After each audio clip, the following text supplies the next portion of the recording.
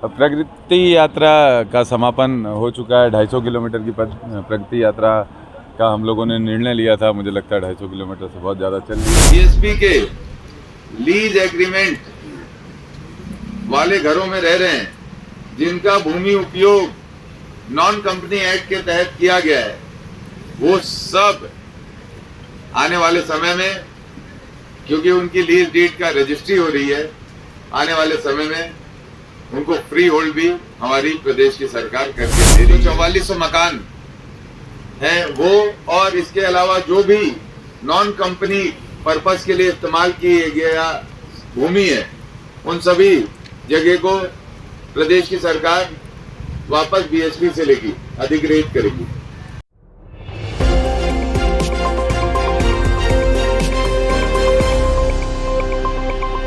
भिलाई नगर विधायक देवेंद्र यादव की 254 किलोमीटर की प्रगति यात्रा के खत्म होने के बाद आज सेक्टर 5 में मीडिया से रूबरू हुए। उन्होंने कहा कि टाउनशिप में रहने वाले लीज धारकों के लिए मालिकाना हक दिलाने की दिशा में बड़ा कदम उठा दिया गया है। फ्री होल्ड कराने के लिए राज्य सरकार नॉन कंपनी पर्पस के तहत बीएसपी से अपनी ज़मीन वापस लेगी।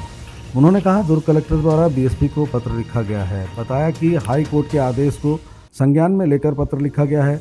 राज्य सरकार ने सेल भिलाई स्टील प्लांट को संयंत्र लगाने के लिए निःशुल्क जमीन दी थी, इसलिए जिस जमीन का इस्तेमाल प्लांट हित में नहीं किया जा रहा है वह वापस ली जाएगी। जमीन को फ्री होल्ड कराने की दिशा में कार्य किया जा रहा है। विधायक ने कहा बीएसपी के लीज एग्रीमेंट के घरों में रहने वालों के लिए खुशखबरी है, फ्री होल्ड हो जाएगा।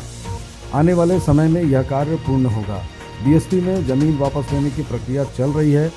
4400 मकान में लीजधारी रह रहे हैं। नॉन कंपनी पर्पस की जमीन निःशुल्क वापस करने की बात कही है। वो वहाँ की आम जनता महसूस करती है। और उसी लाइब्रेरी में मैं गया था बच्चों से मिलने। 250 बच्चों ने वहां पर रजिस्ट्रेशन कराया है, जो वहां पे नेट,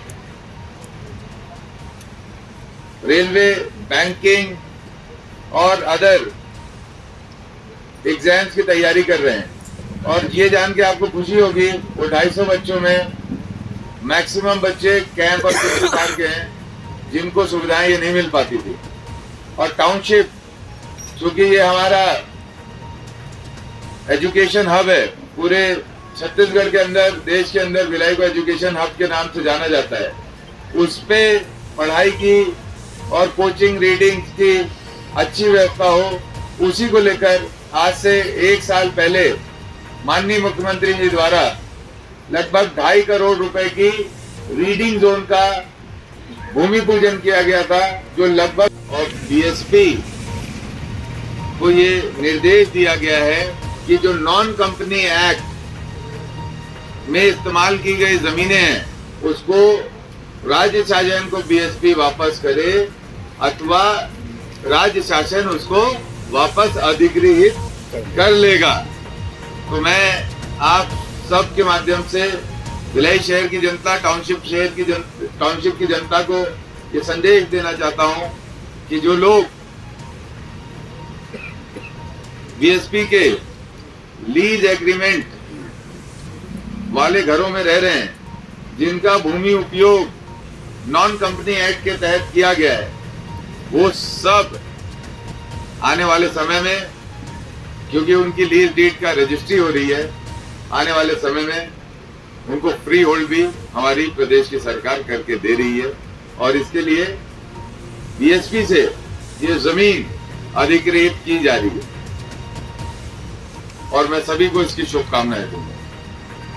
जो छत्तीसगढ़ में प्रभु श्री राम का आगमन हुआ और उनसे जुड़ी हुई जो बातें हैं, वो वहां पर आपको कलाकृति के माध्यम से दिखेगी। और साथ ही साथ एक टाउनशिप भिलाई में पहले हम लोग फाउंटेन देखने मैत्री गार्डन जाते थे।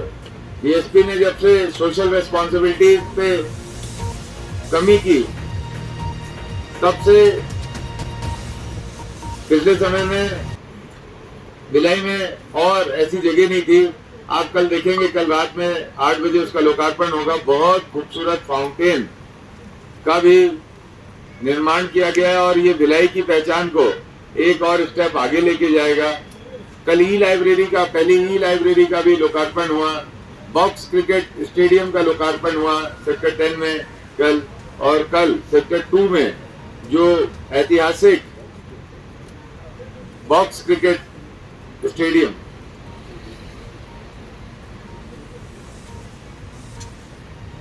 क्रिकेट बॉक्स बोलते हैं इसको आप, हाँ, आप कल सेक्टर 2 से जब रूबरू होंगे तो आपको बेहद खुशी होगी आप सभी को कि भिलाई के लिए एक और माइलस्टोन सेक्टर 2 का वो तालाब जहां से लोगों की भावनाएं जुड़ी हुई है, लोगों के पूजा के कार्यक्रम होते हैं, हर जाति धर्म समुदाय के लोग वहां पे पहुंचते हैं, उसका भी कल लोकार्पण होने वाला है। और हाँ, आप हम सब मिलके करेंगे। प्रगति यात्रा का समापन हो चुका है। 250 किलोमीटर की प्रगति यात्रा का हम लोगों ने निर्णय लिया था। मुझे लगता है 250 किलोमीटर से बहुत ज़्यादा चल लिए, सब जगह गए। जो पहले हम लोगों ने कामों का चिन्हांकन किया था, जो पुराने दौरों में लोगों ने बताया था, उन कार्यों का भूमि पूजन भी हुआ, लोकार्पण भी हुआ। नए काम जो त्वरित किए जा सकते हैं उनको भी नोट आउट किया गया। फर्दर जो आने वाले समय के लिए जो दृष्टिकोण या योजना बनानी चाहिए क्षेत्र के लिए, उसका भी अध्ययन हो गया। तो इस तरीके से हर एक विषय को जिम्मेदारी से देखते हुए हम लोग काम कर रहे हैं। और निश्चित रूप से ये प्रगति यात्रा भिलाई की प्रगति का प्रतीक है। और आपको मैं बताना चाहता हूँ, भिलाई जिस तरीके से ग्रोथ कर रहा है ये आप सबकी नज़रों में भी दिख रहा होगा। और भिलाई लगातार बढ़ता हुआ शहर है। ये शहर ऐसा शहर जो पिछले समय में अपने इंफ्रास्ट्रक्चर को खो रहा था, उसको बेसिक इंफ्रास्ट्रक्चर नीड जो है उसको पूर्ति नगर निगम के द्वारा हम करने की कोशिश कर रहे हैं। और एक बहुत बड़ी बात यह है कि पिछले समय में जो हाउस लीज एग्रीमेंट बीएसपी और हितग्राहियों के बीच में हुआ था, उसका रजिस्ट्री के बाद अब हम आगे के स्टेप पे आगे बढ़ गए हैं। राज्य सरकार द्वारा, जिला प्रशासन द्वारा बीएसपी को नोटिस भी दिया गया है कि ये जो ज़मीन नॉन कंपनी एक्ट के तहत इस्तेमाल की गई थी, बीएसपी ने उन ज़मीनों को वापस राज्य शासन लेगा। उन ज़मीनों का वापस अधिग्रहण होने से बहुत सारे लोगों को फ़ायदा होगा, हज़ारों परिवारों को लाभ होगा और नियमितीकरण और फ्री होल्ड का लाभ भी लोगों को मिल पाएगा। ईडी एक ऐसी संस्था है जिसका पूरा आनंद बीजेपी उठा रही है और छत्तीसगढ़ में नहीं पूरे देश में उठा रही है। ईडी के माध्यम से अब क्या है, पहले विंग्स होती थी किसी पॉलिटिकल पार्टी की कि भाई ये युवा मोर्चा है, ये महिला मोर्चा है। अब इनकी युवा मोर्चा, महिला मोर्चा या पार्टी तो दिखती नहीं है, इनका विंग है ईडी, सीबीआई, आईटी। बस बना रहे हैं दबाव, डरा रहे हैं लोगों को, लेकिन हम कहाँ डर रहे हैं, हम तो सामने खड़े हैं, रेस कर रहे हैं। मुख्यमंत्री ने कहा था कि इस बार लड़ाई हमारी ईडी से, भाजपा से नहीं। सच कहा था।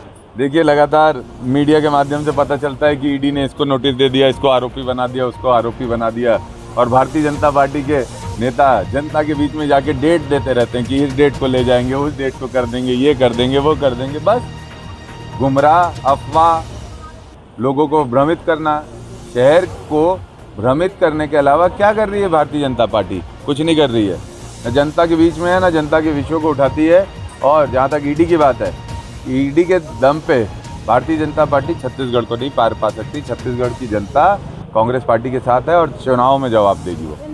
प्रगति यात्रा का समापन हो चुका है। 250 किलोमीटर की प्रगति यात्रा का हम लोगों ने निर्णय लिया था। मुझे लगता है 250 किलोमीटर से बहुत ज़्यादा चल रही है। बीएसपी के लीज एग्रीमेंट वाले घरों में रह रहे हैं, जिनका भूमि उपयोग नॉन कंपनी एक्ट के तहत किया गया है, वो सब आने वाले समय में, क्योंकि उनकी लीज डीड का रजिस्ट्री हो रही है, आने वाले समय में उनको फ्री होल्ड भी हमारी प्रदेश की सरकार करके दे रही है। 4400 मकान है वो, और इसके अलावा जो भी नॉन कंपनी पर्पस के लिए इस्तेमाल किए गया भूमि है, उन सभी जगह को प्रदेश की सरकार वापस बीएसपी से लेगी, अधिग्रहित करेगी।